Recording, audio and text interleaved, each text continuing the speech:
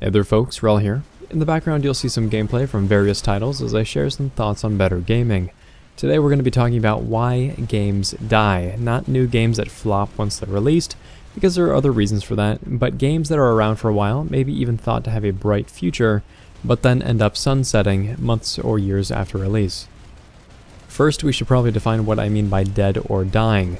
Death we'll be talking about in terms of either a game going offline forever, or a game whose player base is such a shadow of its former self that there's basically no future for the game beyond its current state. When we talk about dying games, we'll be referring mostly to the reasons that will take a game past that point of no return. Even so, both of these terms are pretty subjective to the individual, as games all lose their player bases over time, but that doesn't necessarily mean that a game is on the road to death or has died. Heroes of Newerth is a good example of a game whose player base declined a great deal and then basically bottomed out and is far from dead, still under development with plenty of players to tell you how bad you are at the game. That said, let's get into some reasons why a game can die out. The first point that I'd like to touch on is abandonment. Before SMITE, there was Tribes Ascend, and before Tribes Ascend, there was Global Agenda. All of these games were developed by a small studio called Hi-Rez, and all the games are still around today. However, to my knowledge, there was zero development happening on either Global Agenda or Tribes Ascend, both of which were outright abandoned before their potential was ever realized. I openly resent Hi-Rez for failing to reach that potential, ignoring and insulting their player base on numerous occasions, and because I was a great fan of both games. But at the end of the day, the reality is that inexperience and mismanagement are expensive. Global Agenda was Hi-Rez's first game, and despite going free to play, it was never profitable. After its release, it was built on for more than a year, adding new features and content and still failing to make a profit. They then started to develop Tribes Ascend, which according to the Reddit post by the studio's president, was closer to break-even than anything else. A lot of these problems had to do with poor monetization efforts. If you ever played Global Agenda before, you'll have noticed that the UI was extremely unappealing and is hemorrhaging big yellow buttons begging you to buy something. It was worse than most mobile games today. And there was no real strategy to it, just a bunch of unnecessary limitations and cosmetics being thrown at you in a way that felt more like a tacked-on afterthought than anything else. When Tribes Ascend rolled around, you could tell that they had at least learned a little bit about making monetization appealing, though there were still some problems associated with the model that they were trying to use. What ultimately led to the game's demise, though, was a crisis of community. They made a free-to-play game with an immense skill cap and tried to push the esports element to diehards, while also trying to keep the game casual for their much larger player base. To me, it seemed like they were banking on esports being their golden ticket, but even with a great IP and a long-standing lineage of competitive atmosphere, you don't just wave a magic wand and suddenly your game is an esport. You need to support and expand the community first, and the community is what creates the competitive scene. Hi-Rez failed to listen to and support their community, and ultimately failed to build out a game that still has one of the most recognizable IPs in the industry. What they don't realize is that the competitive scene would have developed either way, especially if we were given the tools to actually make that a reality. If you look at the Tribes subreddit, you'll see that it's still very active despite so many people having moved on. After Tribes Ascend, Hi-Rez went on to develop SMITE, which rode the rising tide of MOBA fanaticism and became insanely successful. It's a solid game that has a unique position in the market, being a third-person action MOBA instead of an isometric one, but most importantly is that it came at the right time. When a game doesn't catch on or doesn't maintain a large enough player base or is monetized poorly, then you're going to have financial troubles, which can unfortunately lead to developers abandoning their games. As we mentioned with Tribes Ascend, another way that a game dies is by ignoring or mistreating your community. Warhammer Online was an amazing game, I loved it, but it did have its problems. The most important and grievous of which, in my opinion, was the way that it was balanced. In Warhammer Online there were two factions, all with different classes, and these classes generally served the same roles, but they were not direct mirrors of one another like in most games. This in itself is fine if you can balance them. But the developers of Warhammer Online could not, or they refused to.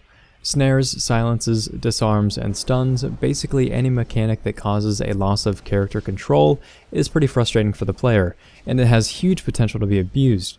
Now, make those mechanics AoE, then create an open battlefield with large and oftentimes unbalanced numbers of players who can all pull off these sorts of attacks. In short, that's what Warhammer Online devolved into.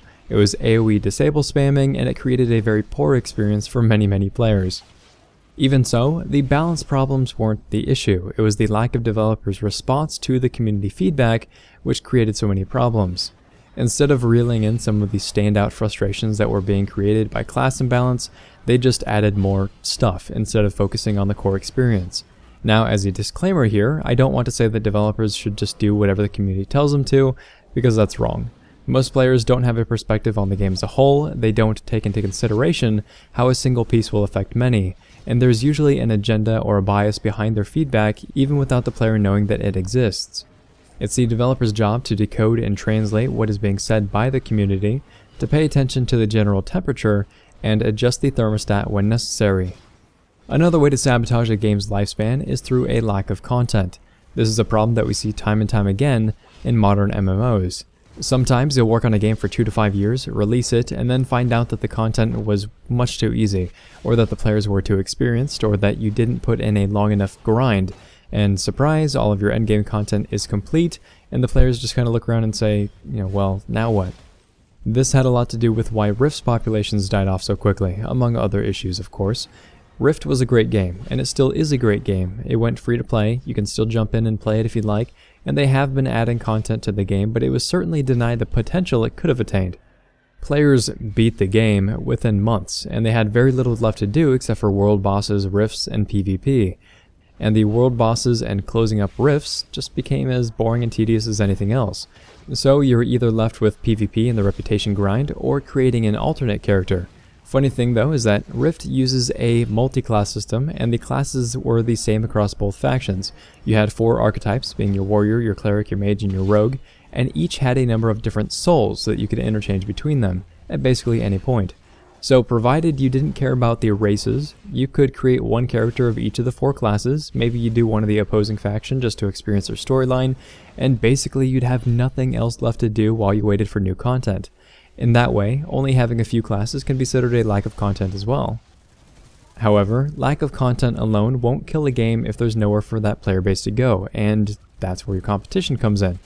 World of Warcraft has been the namesake competition for the MMORPG genre for a long time now, so much so that each new MMORPG that's being produced is eventually labeled a WoW clone by at least a small group of potential players.